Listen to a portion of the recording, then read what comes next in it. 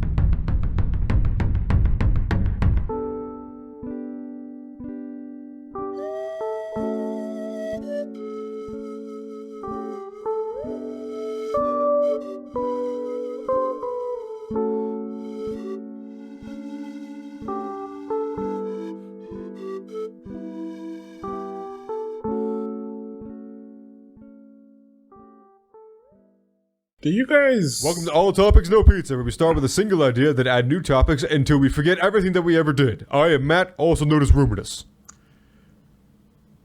I'm Deion now, I guess. And Deion forgot how we do this. Don't worry about that right now. Deion forgot how we do this. What happened? Deion was like, I'm going to jump the gun. I'm going to jump over the whole intro. I heard that, and I decided to keep going, and I decided my voice is going to overpower him enough. Deion, is this the episode where we roast you? Is this what we're doing this week? You know what'll happen if you do that. I know, you'll cry. You're going to get canceled before we even have a first listener. Our own co-host is going to cancel us. What? Who are you? I'm nobody. We established this bit. I don't have to say my name. Nemo, whatever. I don't have to say my name. We established this bit in a previous episode. I decide when I say my name. So, like I was saying before, I was rudely interrupted by this. Before you rudely interrupted, you mean? This is a new intro for me. Yeah, it's not like you've ever been on an episode before. Special guest Deion, first episode. Except for the fact that you're very rude and just jump in wherever you want. We don't do that here. As opposed to our previous never do we ever interrupt each other. I treat every episode like it's my first episode. Anyway. So do you guys ever think about killing yourselves or no? It's just that is not the premise that you had before. It is. It straight up is. No, dead ass. How does that relate to the conversation about the LGBTQ? No, that's next. I said I had two things. All right. Well, so if I may, I figured this one would be shorter because we're not. Oh man, no! You stepped into like a landmine, Deion. We'll have a lot of things to say about both. As a person with clinical, I have so much to edit though. As a person with clinical depression, yes, death, suicide. Definitely gonna have to put a trigger in before this episode. Self-ending. Mm-hmm. Unaliving, as the kids say. Unaliving. That's the one I was looking for. Is a frequent subject in my thoughts. So what specifically? So did you I haven't had this conversation yet, but I've imagined this conversation a lot because I don't have a therapist yet, but I want one. I think I have my mother's. I've inherited my mother's belief. Everyone doesn't just deserve a therapist. Everyone needs a therapist. Everyone that turns 25 needs a therapist if they were raised in the world. Raised by a human being needs a therapist. That's my mother's belief. If it was up to her. What about the wolf children? No, wolf children are socially capable. Yeah. With wolves. Are you sure? Because Rhuminus really murdered his brother over a wall. I'm not was saying Remus a wolf? No, but they were raised by a wolf. But Remus is not a wolf, so they didn't have the social skills to interact with each other. They only had the social skills to interact with wolves. No, I said wolf children. Right. Anyway, they were raised by wolf. So this is a conversation that I've had in my mind with my pretend therapist, and I don't go. I've also had this conversation many times about how stupid it was. Now let's pivot and completely turn what Dion's going to say into some Latin history because I'm an asshole. You really don't want to talk about this? Because we don't have to if you don't want to. Oh no, I'm fine with talking. I actually want to talk about this. This is important. I'm just being a dick right now. Seriously. So the conversation After an hour and a half of Black Widow content, I was just He feels he's earned the right to be an asshole and shouldn't have talk said that, over 'cause a black someone's voice. someone's gonna want that now. We didn't record that. Well, you know what? I promise in a future episode or I series, guarantee. you know what? It's probably going to happen alongside this other thing I'm working on. Me and Nick had the opportunity to do a me and Nick episode, and we didn't. And eventually we will. And that's all it's gonna be. It's gonna be 3.5 hours. It's gonna be 6.5 hours of us recording, just talking about fucking Marvel. And Matt is What's left great about to this is that you edit forget who edits these, and I'm gonna go fuck that. that It's a 10-minute episode not- for some reason. That's a Weird. Patreon I'm literally just gonna exclusive. chop this into 20-minute bits, and whatever sounds good. If it doesn't, that's on you guys. That's a Patreon exclusive. So this is how it goes in my head sometimes when I get a therapist. My therapist is going to be like, oh, for some reason it's going to come up, and then I'm like, oh, do you think about, self-harm or suicide often? And I'm going to be like, no more than the normal amount. And they're going to be like, Deion, the normal amount is none. And I'm going to be like, oh, okay. So no more than the normal amount. So a little bit more than that. And then like, how often do you think about it? And I'm going to be honest. I'm like, so this is my honest answer.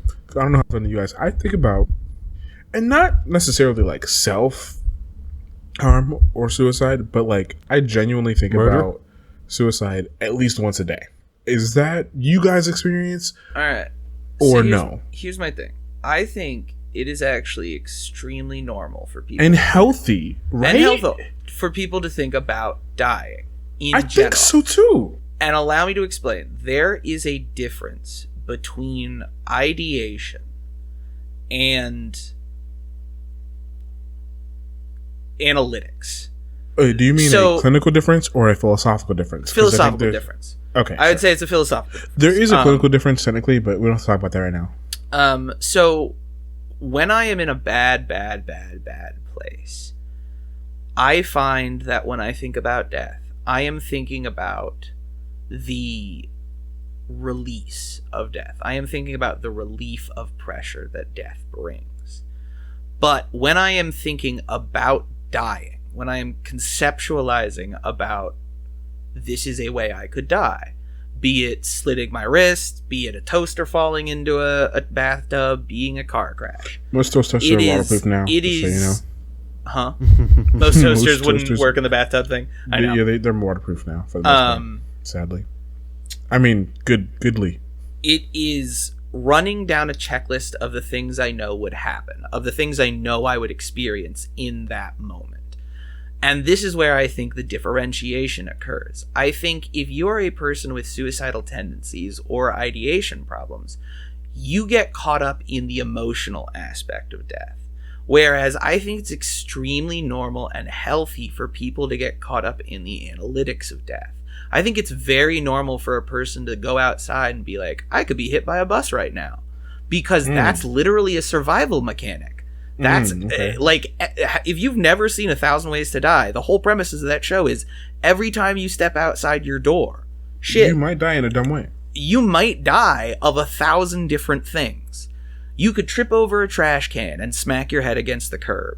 You could fall into an open manhole that you didn't see while texting your friend while walking down the street. In A New street- York, I Disney guess, did a whole movie maybe. about that. A street With light cartoons. could come unhinged and fall on you as you walk across a crosswalk. I You don't can. think... The world is filled with random chance death that it is extremely normal for a person to conceptualize about. And I think it's important that you conceptualize about it because it reminds you of your own mortality. I think it is the rumination and the longing for death that pushes you into that area where it's like, this is not okay. This idea of like, do you think about death as a fact or do you think about death as a as a romantic fantasy. thing? Yeah, you shouldn't romanticize it. I think people don't give enough... First of all, side note. I don't think people... Not a side note, but it is. I don't think people give enough credit to the deaths that could be caused by just falling from head height. Oh yeah, Like, just tripping can kill you. Not even because you're tall. Like, if you're 5 foot flat, if you trip on something and hit anything, that 5 feet is a long enough fall with gravity accelerating you to kill you on not even anything sharp. A single Just step hitting is enough for you to die. Is enough of a fall to die. Hitting off. your head on the pavement from a trip can kill you. That's crazy to me. Like, Because we are I at stand once on my balcony, extremely resilient and extremely squishy. So, fun fact, I'm sorry to out you like this. I'm pretty sure Matt's the only one of us that owns a gun. So he could just, anytime he wanted to, really, really go get on with it. Yeah.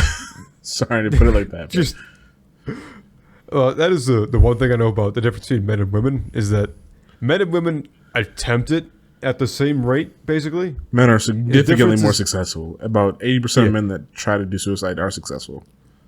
And that's because men typically use, guns. They'll jump off a bridge. They'll Hang slam their head themselves. into a wood Yeah. chipper.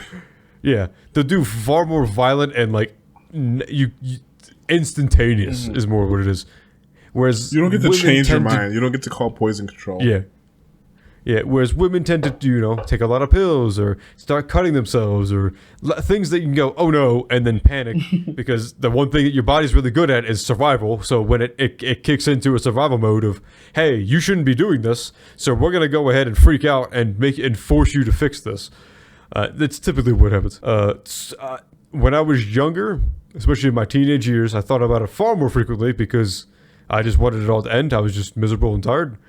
Now that I'm older, I still think about it probably once or twice a day, but it's for more reason. The reason being is that, as existential as it is, it's over. I have a house. I'm about to have one job. I have things that I want. This is it. This is it for 40 years. What else is there to achieve? For 40 years. That's so sad. You've already written a book, become a teacher. For me, I've written books. I've been a teacher. I've made videos. I've done all these things. I'm not looking for great success. I'm not looking to be, are you doing the rock next thing where you great celebrity. Are you doing the rock thing where you I'm just- finish the main storyline, so you're doing the side quest now, getting into your other adventures that you couldn't miss out on? Yeah, and that's the thing is, it's like I just for me, I've always been a man who's pursued a project of some sort, and I've dabbled of everything, and I know my limits now of certain things that I can and can't do. And it's just at this point, I've pretty much done everything that I want to do or will have the opportunity to do. So that's where the existential crisis comes in of just like, so why not just end it? Why do I continue to work every day? Why do I continue to do all this stuff and struggle? And especially now where I do a bunch of stupid things and I put myself in a position where I work too much. Why continue with that? And I'm not a man who believes in an afterlife, really. So it's not really a problem for me. There's no real eternal punishment. There's no real problem. It's just once I'm gone. To me, once I'm gone, I'm gone. I'm just flesh rotting in the dirt. So to me, it doesn't make a difference whether it's today or the next 40 years. The same thing's going to happen. There's no change. But you can enjoy the time while you have it. But I can enjoy the time while I have it, and I often do. Now that I'm older and have these things, I get to talk to my friends. I get to see my nephews, and all these things. So, yeah. For me, it's always been sort of like He gets to cry and masturbate. I've explained this to Matt, I'm pretty sure, and I'm pretty sure I've explained this to you, Nick. For me, for a long time, it was straight up daily, almost like clockwork. In the morning, I would wake up, get ready for work, and then as I'm getting ready to get on the bus or get on my bike or whatever I was doing, I would stop and think, or even sometimes as I woke up, and I was like, all right, cool. What are we doing today? Are we going to work? Are we calling out? Are we quitting? Are we killing ourselves? And then I would go down this list of a few more things. But like killing yourself always made top 5. Because it was just one of the most obvious options. Those are the things you can do in the morning. If you have to work in the morning, if you have a 9 to 5 or like a switching shift, like open, close, whatever, you have choices to make every day. You can wake up and get ready for work and go to work. You can wake up and call out. You can wake up and quit. Or go to work and then quit. You could kill yourself. You could go to work and do a bad job. Go to work and do a good job. There's all these different options that you can go and start your day. Especially if you're stuck in the corporate loop, right? And so for me, for a long time, for like a period of like 5 or 6 years, I was stuck in that loop where I'd wake up and I had to choose. And for me, the bad days sucked worse because in my mind, I chose this. I was like, I chose to go have this day. I could have woken up and said, no more. I quit. I could have woken up and said, quit life. I could have woken up and said, any number of things. And I chose this path. And like it or not, everyone that woke up today and I met today, whether they were strangers or not, also chose this path with me. Despite how many different choices we made, despite where we were born or started our journey or in what country we were in a day ago or a year ago, we all chose a path that led to them meeting me today somehow. And none of us chose this to kill ourselves. No matter how sure you are that you've made that choice, you will experience your survival instinct after taking the steps to commit suicide. You will basically rescind consent. That's why people realize it's a mistake, is because they're not actually choosing it. They think they're choosing it, but their body is like, no, you don't actually want this. Yeah, but it's funny though, because up until that point, and I think that most people have, I don't know, maybe some people don't. You know how some people have, I think it's aphastasia, where you can't physically imagine things in your mind? Mm-hmm. I don't know. I have it. You do not. Yes, I do. You I cannot visualize things in my mind. You've never told me that. I don't believe that. I cannot visualize color. I cannot visualize shape. I cannot visualize. The only thing I can see in my mind is words. I've read about. Well, think of a blue word. That's funny. I've seen these people argue on Reddit and on TikTok and on Facebook. I have seen these people talk to each other like people that have perfect visual abilities, and then the opposite of the spectrum, and then people in between. And it's just so crazy to me. It's like that toilet paper debate where it's like white sitting up, sitting down, or like that dress debate where it's like people see things differently. But it's something so basic as essentially what we think of as an imagination.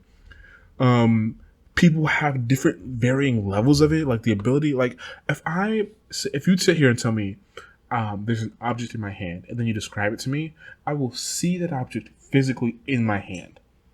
Like an apple, right? You can tell me what shade of red it is, how many leaves it still has attached to it, like all that, if it has, knots or bites or mold or whatever. Like I can see it and I can almost feel it in my hand. And every time I talk to someone who says they don't have those abilities, it's just like a mental block for me.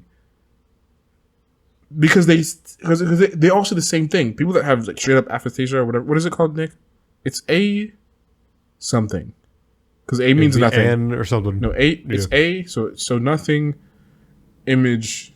Thing. Well, A means without. Aphantasia. Aphantasia. Thank you. That's what it is. I said aphasia. Yeah, aphantasia. Because basically they say the same thing you just said. Or wait, hold on. I just see the descriptions, the words in my mind. I'm sorry. Hold on.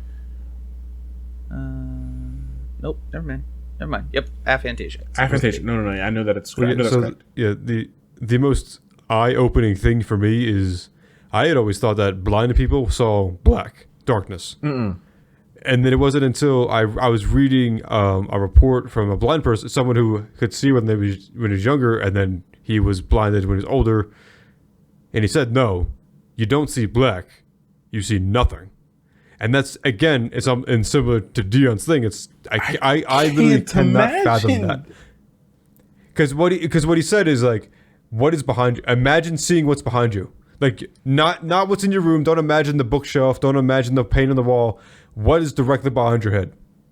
You can't see that, can you? That's what I say. And I go, I cannot. I literally don't know cannot what you're talking that. about. Yeah, that is, I don't know. The box, horse, and ladder test. So, are you familiar with the personality test called the Field, Cue, Ladder, Horse, and Flower? I am. So, I will do this with you right now. So this was actually something I was going to ask if you guys would be interested in doing. I would love to do this.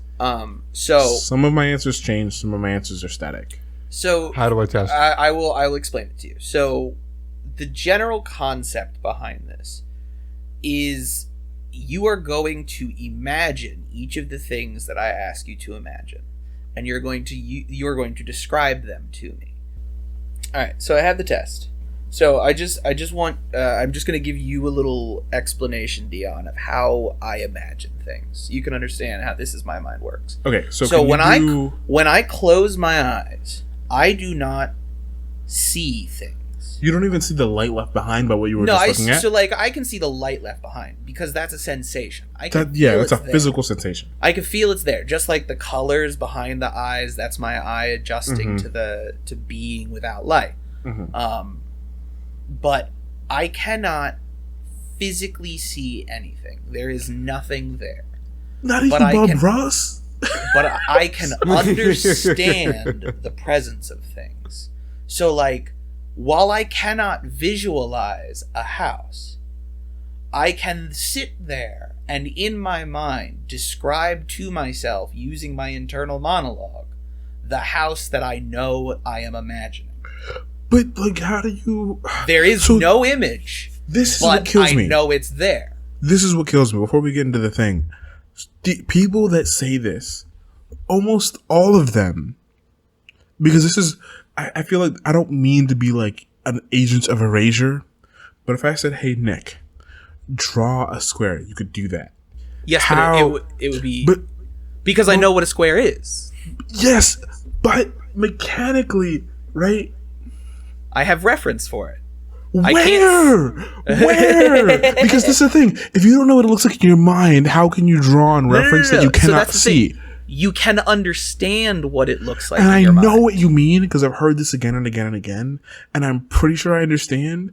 But it is baffling to me. It is absolutely mind-breaking for me as a person that can literally think of Bob Ross and see him in my mind. So and actually, think of the Mona Lisa and see her painted and that's the thing I don't get. I don't understand how people who have aphantasia can be artists. Because like I can draw all right. Like I'm okay. If you ask me to bust out like a fucking full ass room, I would be like, no, thank you. But if you give me a pen and paper, I'll doodle something cool. Like I don't want to be a give dick. you some of that Sistine Chapel, son. You know, I don't want to be a dick, but I want to give you a pen and be like, draw what I'm describing to you. It would not happen because I can't, and that's an artist tool that I don't understand. How a person with aphantasia can be a full scale artist, be able to just bust out like a person's face from memory. That blows my mind. They have this. So this is my thing, in my opinion, and this is sorry to take this a really weird way because this is not the subject at all, but this is how I understand things that I don't understand, such as white privilege. Okay. I was gonna say racism because I'm trying to think of the thing. I was like, I'm trying to avoid it. I'm trying to because I don't understand how you can think that based on you being born, period, that you're better than someone else. But so I'm thinking like there's something exists in your mind that tells you something that's not true. So I want to say this is actually a perfect place we can take it because it is a racist thing or not a racist thing. It's tied to racial issues though. This is, in my opinion, as a white person, what I hesitate to say it, but this is my personal belief. The vast majority of white people experience. The vast majority of white people aphantasia, but make it racial.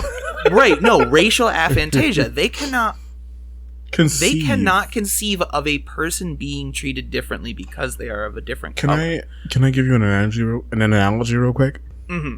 No. So we were talking about this earlier today. I watched a nature documentary with my uncle, and someone brought up, "Oh, there's so many trees here." Someone must have said, "Man, if one of these trees fell, would we even hear it? We're so far away." So, believe it or not, this is actually how I understand racism. If a tree falls in a forest and no one is around to hear it, right. Does it make a sound? Fucking obviously, sound is independent of our perception. It exists as a physical phenomenon. Based on perception. But your reality is based on your perception. So this is how we know that humans in general are arrogant, self-centered pieces of shit because they think that if you're not there to perceive it, it might not exist. So then again, the first thing I thought of immediately was, oh my God, That's how some white people think of racism. Well, I've never seen that happen to a black person. I've never said a microaggression out loud. I've never done that. I've never seen that. It must not exist. And I've seen people say those words verbatim unironically online. And I'm like, oh my God, if a tree doesn't fall, if it doesn't make a sound, was the first microaggression I ever experienced. It's true. Of course it does. That was white people telling us that if they don't see it, because all my teachers were white in elementary school, if they don't see it happen, it might not have happened. That's racism. Oh my God. Deion, you've cracked it. That is the human experience in itself, because But it is also the human. to a lot of, it does tell you. because it extends a lot to women problems where It's men say, sexism. I don't deal with that or whatever, or like, yeah, but they do. So here's my thing. I actually don't think it's. I hesitate to believe it's a willing choice to believe that, though. I believe it is a. I don't think it's willing. I think it's very ignorant. It's very and I mean that in the literal sense of just. I think it's necessary. I think it is a necessary component of existing. I think there are plenty of things that you should ignore as a person to help yourself exist. But the issues that we've repeatedly brought to light, right, are not those things. It's like how can you continue to ignore? Right, how because can you you've done at this so. point? Right.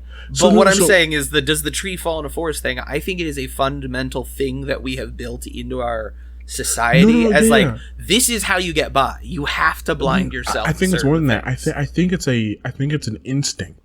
I think that it's a really telling example of how humans center themselves on their knowledge of the universe. Because until we discover it, we don't know it exists. And if we haven't seen it, scientifically speaking, we deny that it exists until we have evidence. That's the scientific method. Now, admittedly, also part of the scientific method is understanding that the absence of evidence is not the evidence of absence, but that part gets left out in the tree analogy. You know what's weird, Deion? You know how you've mentioned the blinking and what's behind you, like how do you know it's still there thing? Mm-hmm. You've just jogged my memory, and it's gonna drive me nuts now. I had a book when I was a kid about a little boy, a little black boy. He was either a slave or he was like the child of a slave and a master, and was basically being given a better life in the North. I can't remember exactly.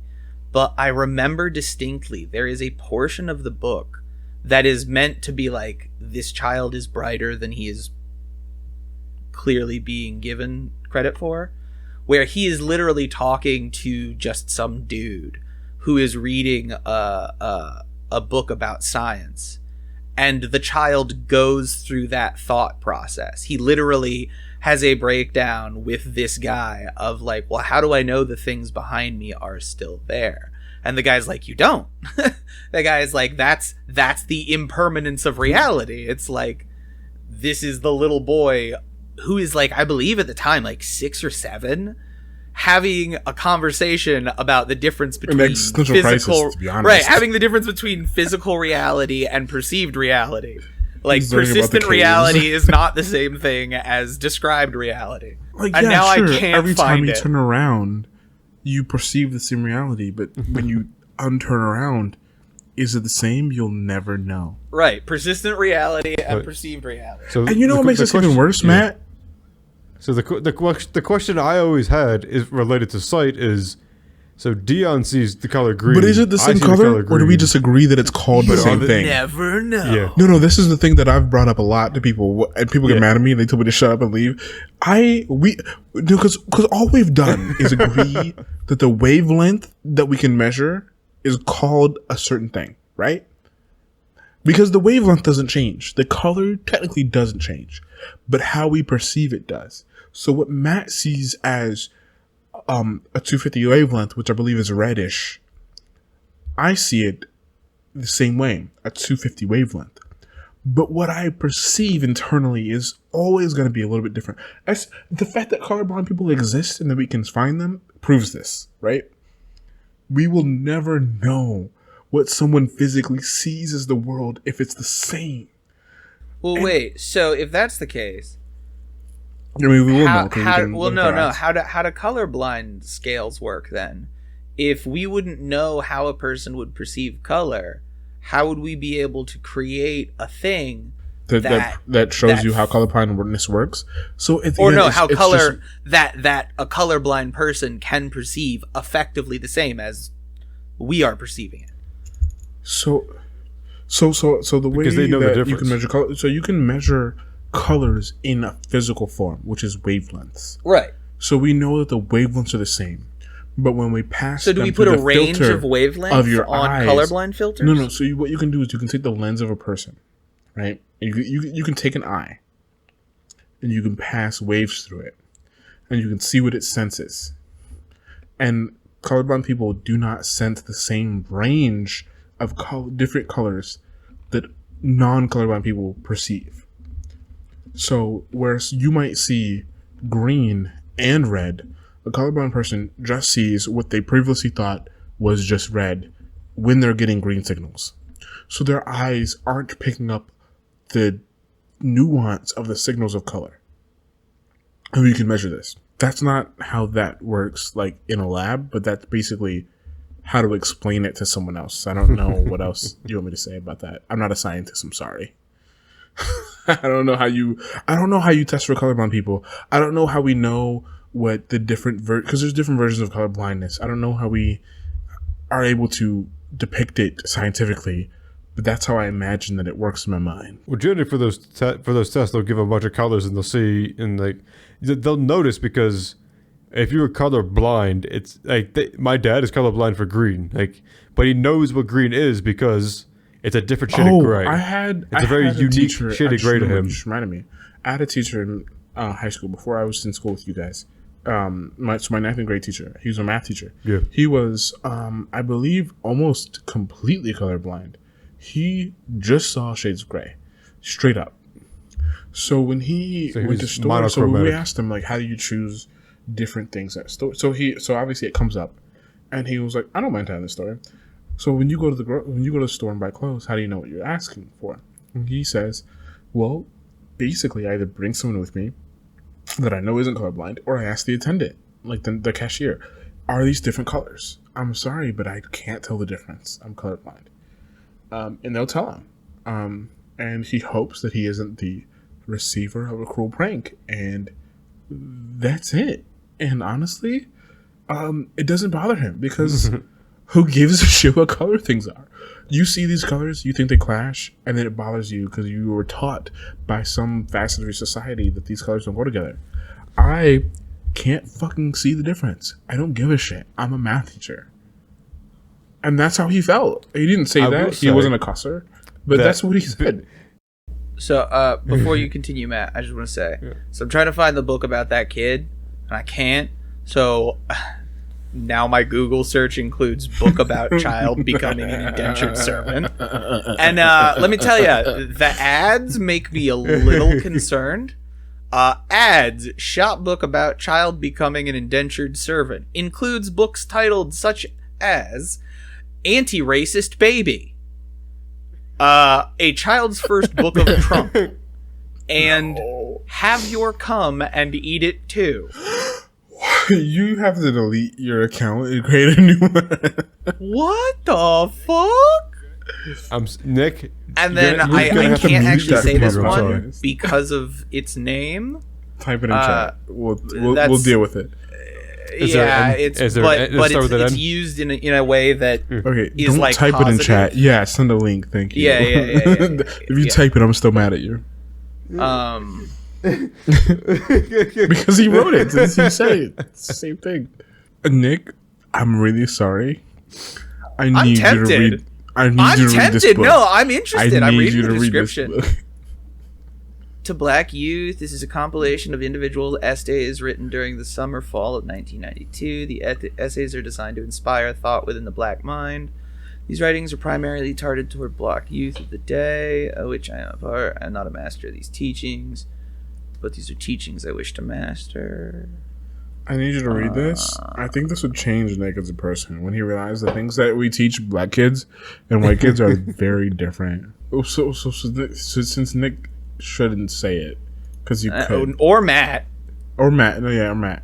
The book is called From Niggas to God, Part 1, Sometimes the Truth Hurts, but It's All Good in the End, by Akil and Andre Akil and Jay Clopton. It's on booksamillion.com, I guess. If you really want to read it, let me know, and I'll let you know what I thought of the book after you read it. That Deion definitely didn't read. I mean, if someone says they read it and they want to know my opinion, I'll go read it real quick. It can't be that long, to be honest. So then I looked up book about boy slave who wears a mask, because that's another thing that I remembered. So, I literally have to burn my Google account. Just saying. Nick, before you continue, let me tell you that you just looked up about 8,000 books. Yeah. Let me tell you, 10th book on the list: Husband to Sissy, Slave Training. So let me tell you. I don't like that boy is included in a lot of these. Google, what sick shit are you on? You're lucky you haven't found porn yet. Basically, is what I'm saying. Oh no, I'm pretty positive. Have Your Come and Eat It Too is forgot you from said the that. looks. I immediately forgot you said that. Gentlemen. So back to what we were talking about. Hard reset. Hard reset. something suicide. So did you have another topic you want to talk about? Yeah. But it's one we've already talked about, I'm pretty sure. Then I will do a thing. Deion. Okay, sure. I have a question Sure. for you specifically. Sure. Hey. Are you a Mandela effect? Are you my personal Mandela effect, Deion? Or Mandela effect? I'm sorry, not Mandala. Mandela effect. First of all, thank you for correcting yourself. Second of all, I will end you. What the fuck are you talking about? So here's the thing, Deion. You don't remember me? Question mark? I've been thinking about this a long time. Oh God. And you constantly reference that you went to our high school. Constantly. And I literally have not a single memory of your existence. Do you want me to share pictures of me in your high school I right now? have looked through my yearbooks, Deion. Show you. Bigot You shit. are nowhere to be found. All my photos are private. Now, admittedly, I don't have a yearbook from every year, which is the thing I've considered. So I was only at TJ for the 10th and the 12th year. I'm sorry. I don't know for the junior and the senior year. All right, I don't know. So here's the thing: I've been thinking about it a while. I can't grasp the idea that I don't remember you at all, because I know you, Deion. I know you now. No, Nick. I know you now. Let me paint a picture. Let me remind you. That the first time that you would come over to Matt's new apartment, both Matt and Samet were like, "Hey, bro, listen, we're inviting this cool guy. Okay, never mind. This guy called Nick." And he's really into movies, and we really like him. He talks a lot. He's a lot like you, but not at all. We think you're gonna like him, but please understand that if he comes off the wrong way at first, he's not racist. Please understand that he's just a decent guy that tries to understand he's trying. Sometimes he's just a goon. Yeah. Please don't hate him. He talks a lot and thinks too much. They had tried to get me to not hate you so bad.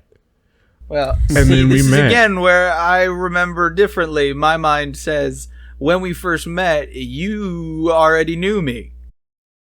I did. They described you so many times. Oh my God. You are actually my alternate reality self that has merged over into this self, which is why we're so similar. Why wouldn't we just have the same friends? Doesn't make sense. But Deion, we do have the same friends. We don't. Because you're black. We didn't. Because it's an alternate reality, Deion. Not everything has to be the same. Keep were up. You friends with Franklin in high school? Yeah, I was friends with Franklin in middle school. And Matthew. Matt, I knew in high To school. be fair, I was not friends with friends. No. So the other thing that helps. I don't know. If it And I helps. hung out with Tapper. I was not friends with Matthew in high school. I also had to meet Matthew through Tapper. I'm pretty sure we met when he invited me to that awful party. But I'm like, you definitely would have been at where our Bridget lunch decided table. to lose Yes, her that mind. one. Yes. That's how me and And I Matt was met. Me and when Matt you met- met you- through a very terrible girlfriend experience of it. It's so sad. Oh, And you it was- weren't it was you not a weren't good at time. Safe and Sane. No, because fuck that. I hated the idea of that. Okay. Nick and I had a great time. Okay. Yeah, what are you talking about? So I just hated the idea We of that. set Matt up with one of his worst girlfriends. So here's the thing, right? I remember saying that. You want to know where I lived in Frederick when I went to TJ? You want to know? I lived on Frederick Street. You know where Frederick Street is? It's- West Frederick? I'll tell you what Frederick Street is. You know where Main Street is? And you know how the streets get numbered after a while? Mm-hmm. Frederick Street is between 14th and 15th Street. Mm-hmm. Guess where the school is? The school is on 16th Street. You lived 2 blocks from I lived me. 2 blocks from Matt, and I never knew him the entire time we were in high school. So this just further proves that Deion was a Mandala. Okay, let me Mandela. show you my high school self. Jesus, I don't want to share this album with you. Gorgonzola. Let me. How do I can I'm not gonna put this away. Deion, you are a cryptid. transfer a copy of And this is not a racist thing. Choose what to transfer. Connect. Sound kind of racist. I was waiting for Deion to be like, this feels Racially charged. Oh God. I do like that. I told the Bridget story to Nick, and then eventually Deion, you come in the picture, and then you were like, "Nah, it was that bad. Nah, he's not lying." No, dude, because like I didn't. No, this is how bad it was. I didn't know she was with Matt when she had started flirting with everybody, and I was like, "Oh, this girl's just really just free loving," and that, you know what, I can respect that. That's fine. Not my style. But no boundaries. Yeah, not my boundaries. style. But you know, I'm gonna respect her openness. You can be as flirty as you want to be, and I don't care. I used to care a lot. I didn't want anyone to look at me or touch me or recognize me or please do not perceive me. It was my energy. At that point, I was like, you know what? Yeah, sure, whatever. You can hang over my shoulder, I guess. I don't give a shit. Just don't be weird. Just you could be flirty if you want. And then I found out that was not the case. She was not single. She was not allowed to be flirting with other people, and I felt so bad because she, before she went to bed, had spent an unnecessary amount of attention on me, and I was just like, well, now I know better, and now me and that guy are never gonna be friends. And I was still at that point in my life where I needed everyone to be at least like tolerant or liking of me, and I was like, shit. She ruined that. And then I drove you home 2 days later. Yeah. That I should have known then that Matt was a real one because he didn't even know me, and Tepper had abandoned me. And he was like, "I'll drive you home. I don't have anything to do." Surprisingly enough, knowing what your schedule's like now, and yeah, ever since then we've been chilling. That's not me, by the way, but that's the same white person in both pictures. I just wanted to prove that I was there in real time. Oh, that's Jen. That's Jen's sister. It is, yeah, and you'd recognize her. So this proves, and that's a person that she knows, and then that person is there in a picture with me, which proves. Yeah, but I'm not in any of these. Nick, you wouldn't be in any of these. We were in the same grade. No, we weren't. I was in the grade above you. No, you weren't. Yes, I was. Did you graduate with me or with Matt? I graduated with Matt. Yeah, I was the grade above Matt. You weren't. Yeah, I was. You were born the same year as us. I was a grade above you guys because I started school early. You both know that. He was a nerd from the very beginning. I'm the same age as you guys. I think this is the Mandela trying to... Nelson, man, I need to go get my exorcism. Matt, you know this. Why aren't you helping me? What can he do? I said you live 2 blocks away from me. As far as we know, Mandela effects affect people differently. So he could be under the assumption that you've entirely been here. I hate you so much. I saw this man in high school. I talked with him with Franklin. Yeah. We saw and each other. I We went saw to, the Bernstein Bears. This was my profile picture for like Let the light 8 here. years. It was so good. Deion, I love you with long hair, man. Oh, I'm growing it back out. I really love your I dreads. could have or been a- locks, The whatever. locks were good. Sorry. Good, I mean, that beard was not it. I was all into that beard too. I'm a sucker for long hair in the, general. The soul patch. yeah. Deion, you're one beret away from being like that token 90s My mom black called guy me a in a cafe. beatnik for this entire period That's of time. the word. She called me a beatnik so many times. It's not wrong. That's fine. It's My not. mother called me. wrong. Your mother never called you. Your mother didn't call you anything. Oh no. I had cheekbones. I had everything except for like a physique. But in the face, Those are the days, I was huh? good. And white privilege. Yeah. My brother. I had everything. Beautiful locks, dark skin, a big old bullseye painted on my back anytime I walked by a police car. Poor Deion. Hit the nail in the fucking head. Good job, buddy. You did it. You solved racism. That is my favorite statement, by the way. You solved X. It is one of my favorite things. Like, that's it. We did it, guys. We solved apathy. Just care. Because it's always what it's in response to. It's always in response to someone saying the most obvious thing. Well, did you check the last place you looked at? We had it last. See, that's why I always Okay. ask where. That's why I always ask where is the last place you had it. Oh, okay. No, I'm gonna share this one because this kid is legitimately hot. That kid is fucking smoking. Aw, look at that handsome boy. What is that? 17-year-old Deion? Yeah, I think 20? so. I think Look the up. one of me in the MMA shirt is like 16, and I think this kid is 17. No, it's the reverse. That kid is 17 in the picture I showed you under Franklin.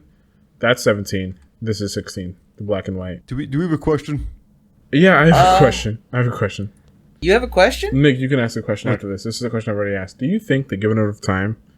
Oh God, this one again. We're gonna be gay. That Yes. was the second. That was the second topic. I forget what somebody said. I was in a. And an infinite number of timelines, infinite number of energy. We will all take dick in the ass. Yes, Deion, you win. Hey, that's it. Nick, what's your question? I did it, guys. I solved it. I saw homophobia. Solved omnisexuality. Duh. Give enough monkeys enough typewriters and everybody's gay. I need that on a shirt. I need a shirt that just says "Give enough monkeys enough typewriters and everybody winds up gay." Is that our first piece of merch ever? There Please we no. go. No, Nick. Okay, for this last thing, can you do the personality test that you were gonna do? Oh, that's right. Do it for Matt first, or do it for me first, or do it for you first, and then for the pick one for question, me and Matt. We'll just pick one of the three, man. No. Whatever Do first. the whole thing, So for the final question, we'll do the cube personality test. So and we'll each enter each part one by one. Yeah. So these are the things you're gonna have to imagine. So you're gonna want to think of all of these things as I ask them. All right? I'm thinking. So think of an open field. How big Okay. is the field? What is it filled with? Big. No, you don't have to respond right away.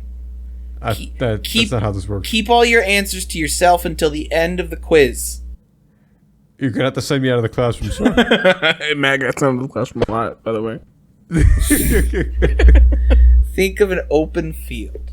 How big is this field? What is it filled with? What are the surroundings like? Open. I'm going to punch you. Well, Alright. don't say stupid things. Now you have, think of a cube. How big is the cube? What is it made of, and what is the surface like? What color is it? Cube. Where is it positioned in the field? Where is the cube?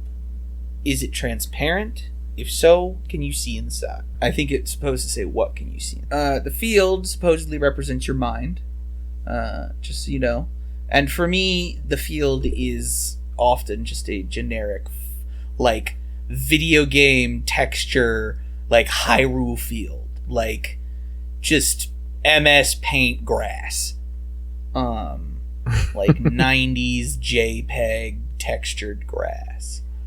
So the condition of the field represents sort of your outlook. So Deion, you described it as dry and dead. I think you can figure out what that means. Get some lotion. Grassy and healthy tends to mean optimism, whereas dry and dead tends to mean pessimism. And well trimmed or well kept is analytical or cautious. You can interpret things a little bit more varied. I'd say, Matt, it sounds like yours is more vast, but as you said earlier, there's not much difference no matter how far you go. This is what it is. It is this ocean of grain that you can harvest, that is unkempt, that you can harvest at your leisure. So Matt, your cube. What is your cube? How big is it? What is it made of? What's the surface like? Color? Where is it in the field? Is it on the ground? Is it floating? Is it transparent? Stuff of that nature. So describe your cube in this field, if it's in the cube. Cube would fit in the size of the size of your hand. It is a dark blue. It is fully opaque, not transparent. It is just kind of sitting in the ground, just kind of doing its cube thing, because that's what a cube does. Yeah, it's hard to orient yourself when it's just nothing but wheat in this cube. Here are the interpretations. So the cube, based on this thingy, is supposed to represent yourself, your self-image. Smooth, you are a gentle person who takes care not to hurt others. Rough, you are more straightforward. Bumpy or spiky, you have a tendency to criticize other. So all of us seem to take the smooth approach for the most part. Basically, none of us had a rough or bumpy.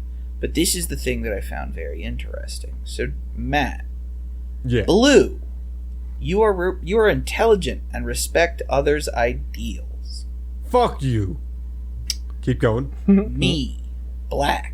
You have a strong sense of individuality and independence, and you put a high value on alone time. And Deion, you didn't actually specify a color. He said because he said it was light, so it was white. So like you know how when light shines through your glass cup full of water, and you look at the wall and you see a light fixture. Imagine that you had a bunch of cups, I guess, in a circle, and that created a cube of light. The cube was always just made of light. I'm actually really fascinated by that, because the physical characteristics of the cube could come down to a more unique interpretation. And there's one here that I think kind of matches what you're saying, Deion. It's a little bit of two, so let me read these to you.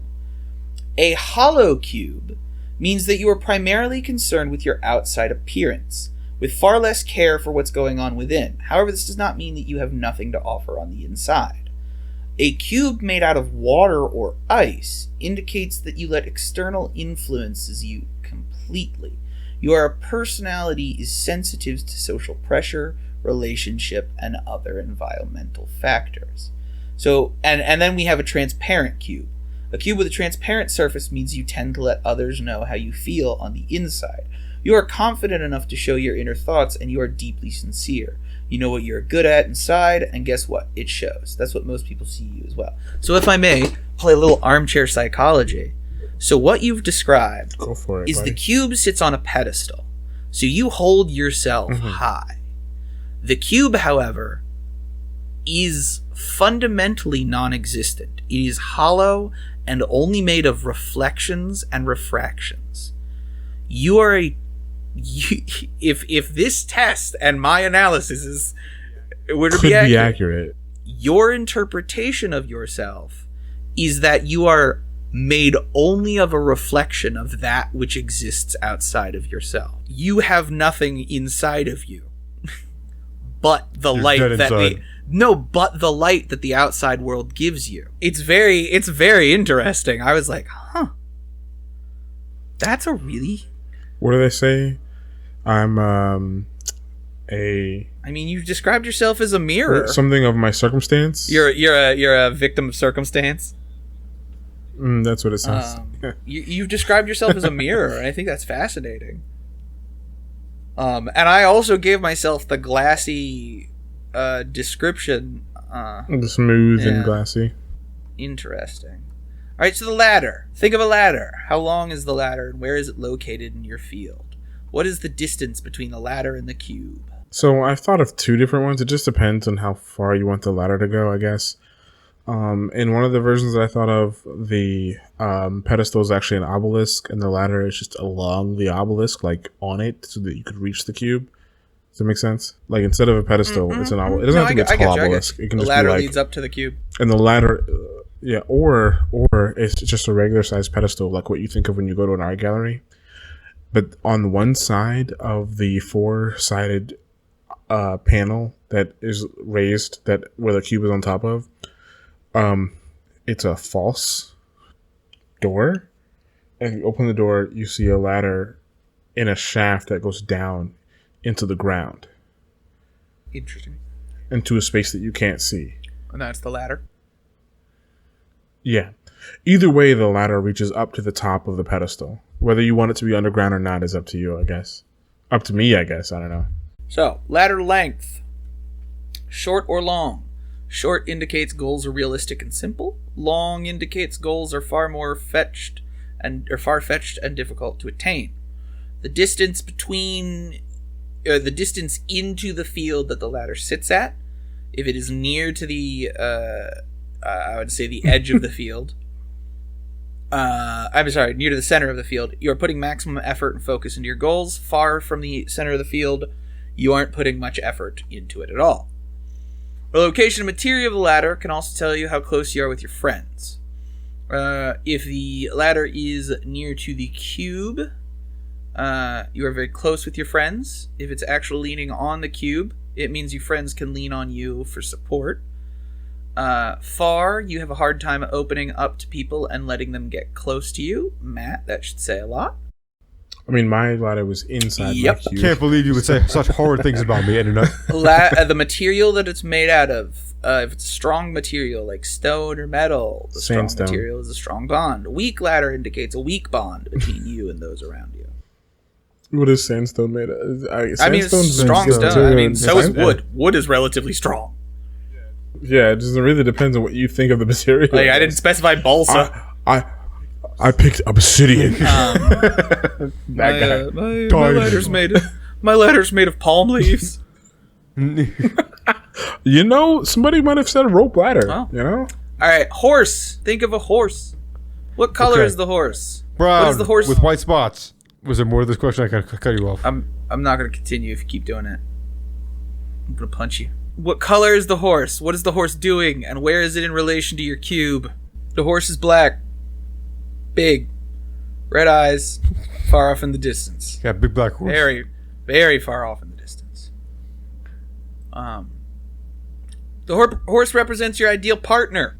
So, Matt, you said black with white spots? Brown with white, spots. All right. Kind of like cow. Brown. You prize comfort and reliability above all else. Otherwise, you don't have a specific set of expectations for your partner. However, you said white spots. So there are certain things that you value loyalty and trust over reliability on. Deion, you sort of have the inverse of that. You value loyalty and trust more than anything else in a relationship. But you do enjoy the comfort of a reliability. A reliable but free partner. Then their action. So this is a little more interesting. So Matt, you said tapping at the ground. Mm-hmm. I would interpret that as grazing, most likely. Probably. So your ideal partner is calm and fully committed to you.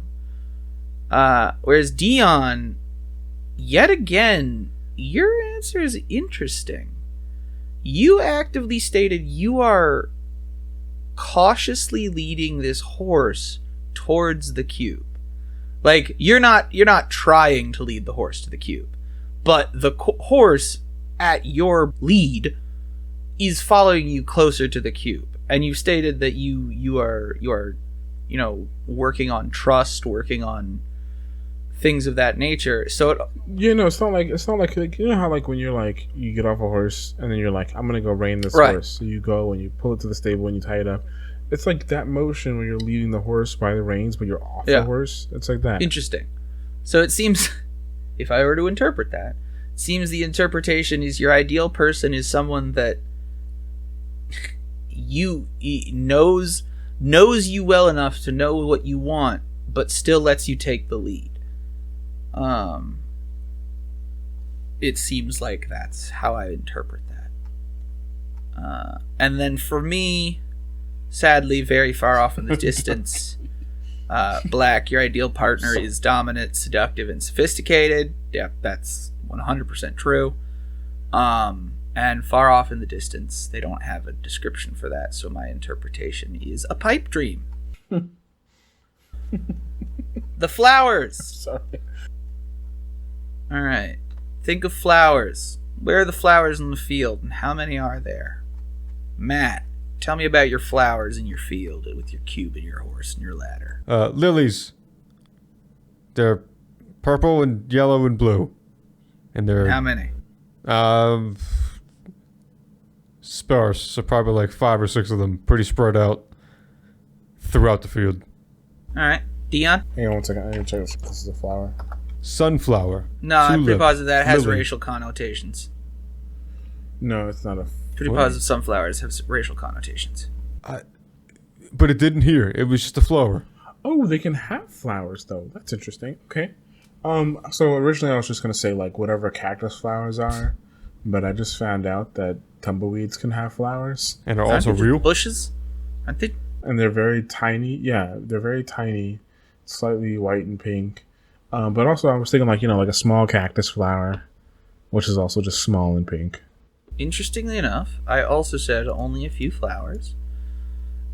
Probably just white lilies or something. The flowers are pretty straightforward. Flowers represent your family and friends. The number of flowers reflects your popularity, and their location indicates how close you are with your social groups. So just a few. You are close with your family and have a small, tight-knit group of friends. Shut up, Matt. We all got you are close with your family and have a tight-knit group of friends. And with the exception of Matt... Hey. That's mostly true. Mostly true. Weather. Unless you consider us as family. I mean, still the same thing to me. And then He it's did say family. Family. So, describe the weather. It is by about 70, still kind of a slight breeze. Sun's out, probably around getting close to dusk. It's cool and temperate, but not too cold, not too hot. Not very humid either. the sun's out. The Guns up. sky is mostly clear. But although the sun is bearing down, it's actually a bit cool. The breeze is kind of chilly. You don't need a heavier clothing, but you are worried that you might soon if it keeps up like this. So despite the sun being out, it is cold. Like you would think on a winter's day, like bright sun, no clouds, but cold. That crisp there are- sun. Ugh. Delicious. Yeah, but there aren't enough clouds in this sort of cracked land to make you think that it should be this cold. For me, it's dark skies, like dark as night, but not dark, like not nighttime. Like if you were to look at it, everything would be still as visible as day. There's daytime, but it's overcast. But like completely. no, there is no color to the sky. It is black. And that's the weather.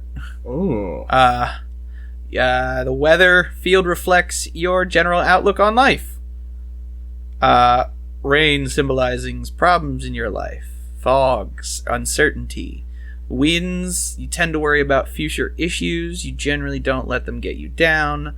Sun, you are optimistic. So, Matt, you gave a pretty good depiction of a nice summer evening. Yep.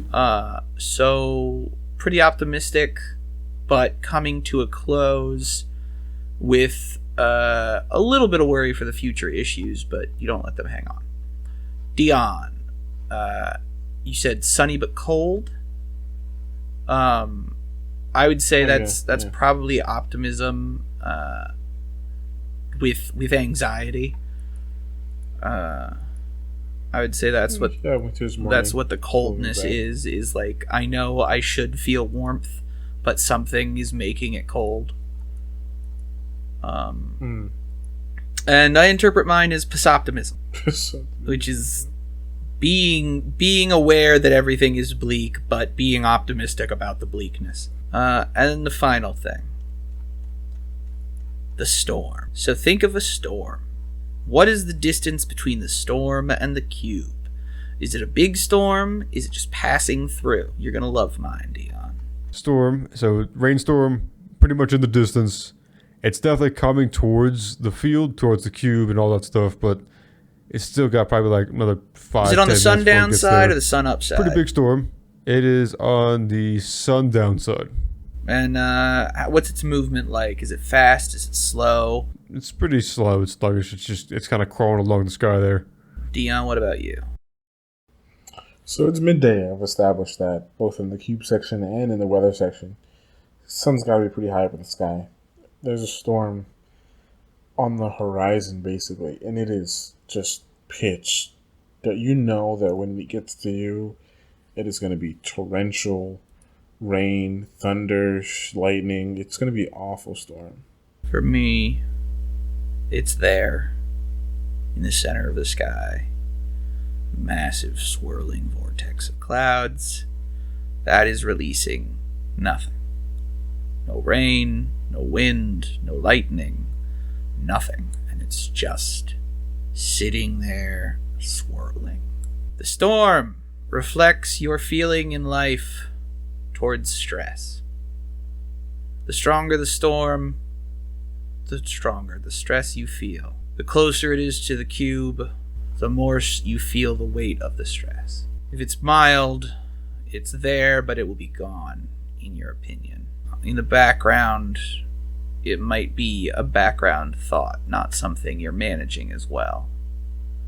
If you're in the center of it, it's basically saying, I'm choosing this. I'm willing to dive into the storm. Right above it, or right below it, as in, instead of the eye, but... No, why does it say... Oh, I'm sorry. They're using in the eye of the storm wrong here. Sorry, strong indicates that you're willing to jump in regardless of how much pain it's going to give you.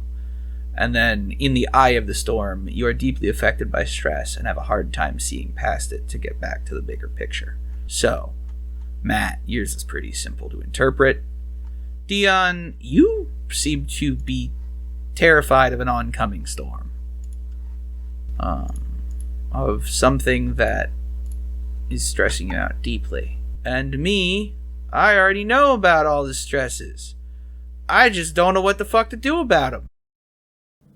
Don't be stressed, you idiot. It was that simple. Did you never think of that? That's it. You solved it. You solved stress. I did it. So there you go. That's the question. It's a long one. If you're interested in doing the... whatever this thing is called again. I always forget the name of this test. I think it's just called the Field Cube Ladder. Field Cube Ladder Horse and Flower Test. If you feel like doing that, you can find it on owlcation.com/social sciences /quick personality test. Put dashes in between all of the words. Well, before we go, I just want to point out how ridiculous that was. That's so sure. Yeah, I think that was long with the one I did. Well, not only is it so long, but it reminded me a lot of like horoscopes and star signs. What do you think a personality test is? Personality tests have no bearing on reality. No. Well, they're all just general. They're all general statements, and you go, "Well, that reflects me." And I was like, "Well, all the shit that I chose is shit that I just literally. It's the call of the horse and what it was doing. The last time I saw a horse, that's what it was doing. Yeah. That's why. I can't imagine what else a horse does. I'm not around horses enough to know what they do. Well, then there you go. You know what the horse is doing. Yeah, but then you're making it's just, the site is making this grand revelation about my stress levels. I'm like, no, it's not like most it's most psych stuff is about analytics. It's not necessarily about reading. Psych stuff is all about taking everything you say with a grain of salt and comparing it to other things you said, which is why I don't discount the value of things like horoscopes, personality tests, because there is a level of value to them. It's not they are legitimate sources of information, but this is the kind of person you're dealing with. This is the way this person sees themselves, which is important. You have to know how you see how a person sees themselves. And it doesn't work as well when it's me giving you the personality test, Matt, because the problem is I'm interpreting your responses. That's what I was about to say, is that I think in a controlled environment with someone who's much more trained and practiced, right, this can be fitted, but it just these general questions and just like, here's how you do this test, and I'm like, well, it's not well done because I have no guidance. I don't really know what I'm doing, and they don't know how to prod along for the things they're actually trying to get to. Like I'm not going to sit here and do armchair psychology for the next 6 hours. Like I'm not being paid. I know what my problems are. I don't need you to tell me that. And again, like if I were a psych person and a person comes to me with, a horoscope and they're like, don't you see this is directly talking to me? I'm going to be like, all right, this might be a thing we're going to need to cover in another session because it's very clear that you think the universe is trying to communicate with you. But if they're like, I'm such a Cancer, then you can go look at what Cancers are supposedly and be like, okay, this is what this person thinks of themselves. Wow. Yeah, as I looked up my sign while we were doing this and you were talking about that, and I was like, my thing is just way off. What's your sign supposedly? Leo. So I'm going to give you a few things. Well, first of all, part of my problems with these is that they make such general. Well, they're supposed to be very statements. general. They're supposed to be very general. Leos are bold, warming, and loving. Not entirely wrong. They are the ultimate showman. Completely wrong. That is not me. I don't mind doing theater, but I don't go above and beyond. I don't act flamboyantly. It's not my thing. They inject ambition to everything they do. Not entirely wrong. They're ruled by the heart. Not at all. I am completely logical, pragmatic person. They are brash and confident and trust their instincts. That's not entirely wrong. Their actions are natural and effortless. That is not true at all. I put a lot of effort and time and frustration into my shit. So much so that it comes naturally to you now. Yeah, I was actually going to say, I don't know, Matt. I was going to say, I interpret that very differently. I do interpret a lot of what you do as natural and quote unquote effortless. It's not that you don't put effort into things. You put immense amount of effort into things. It is that the putting of effort is the thing that you do effortlessly. You literally can commit yourself to anything you want. And that is something I cannot do. Well, just do it. Listen to Shia LaBeouf. God. But that's exactly the point. Is like, here, hold on. Let me show you something, Matt. Let me show you what a real horoscope looks like. Because what you're doing is exactly why part of horoscopes are so hokey. Is because you're only reading one aspect of your horoscope. Loading up my natal chart. Not your natal chart. This is your this is my horoscope, man. I've done this once before, and then I deleted it. This is the day I was born. It's your sun, your moon rising, your sun rising, your Capricorn. It's every major star that indicates of a horoscope. But what does it mean? Exactly. So it means a lot of things. It means a lot. Well, it means absolutely nothing. But it means a lot of nothing. But to give you an understanding, Matt, the star sign, the moon sign, and the ascendant sign. So the sun sign, moon sign, and rising sign are supposed to represent sort of different pieces of you. Namely, your sun side, I believe, is supposed to represent your external personality. Your moon sign is supposed to represent your internal personality, and your sun sign is and your ascendant sign, I believe, is supposed to represent like your truest you. My meest me. and their interplay is what makes the you. So you might be a Leo, but your moon sign and your ascendant sign and the other houses might indicate slight differentiations to your Leo sign. So, like, I can tell you that I'm an Aquarius star sign with, I think, a Scorpio moon sign. Yes, Scorpio moon sign, and I believe a Gemini rising. It's either Gemini rising and Scorpio star sign, or Scorpio rising and Gemini star sign, which is not a great thing for an Aquarius. Because basically, it means that I'm very unsure of everything. Like their interplay from the signs suggests that I am a person who is very divided and very ambivalent, and it causes a lot of problems. But when it's not causing a lot of problems, it's causing even more problems. I don't know. I just don't care. I think it's a little crock shit. I mean, like I said, so are personality tests. We'll close up just so you know, everybody, drink your milk. Don't care because it's all getting cut out. No, this is not getting cut out. Don't take Oxycontin. Eat your teeth. Brush your carrots. That sounded oddly sexual. Thanks everybody for listening. We started with suicidal thoughts and ended with the Mandela effect, and we, just like you guys, have no idea how we got there either. We hope you enjoyed it. Hope to see you next Thursday. If you want to support us, we have a Patreon page. Rhuminus, will stream on Twitch every Friday, Saturday, and Sunday. I upload to YouTube, and I've also published 2 books. You can support us that way as well, if you'd like. Oh, real quick, as an aside, while he's looking that up, hey Matt, I'm really sorry. Remember when I said, "Okay, I'm back," and you heard that? Yeah, every time I get up from my chair, I mute my mic so you don't have to hear any weird things. When I said, "Okay, I'm back," I did not unmute my mic on Audacity. That lasted until I said, "Hey Nick, can I interrupt you for a second?" And he said no. That was like 6 minutes. So there's 6 minutes of me talking where you may or may not be able to hear me. I don't know if I set it to 0. It was pretty low. And I saw it spiking. Like, I thought I saw it, like, spiking. Not like now when I'm talking. I might have to amplify your voice, like 800%. No, like 800%. Yeah.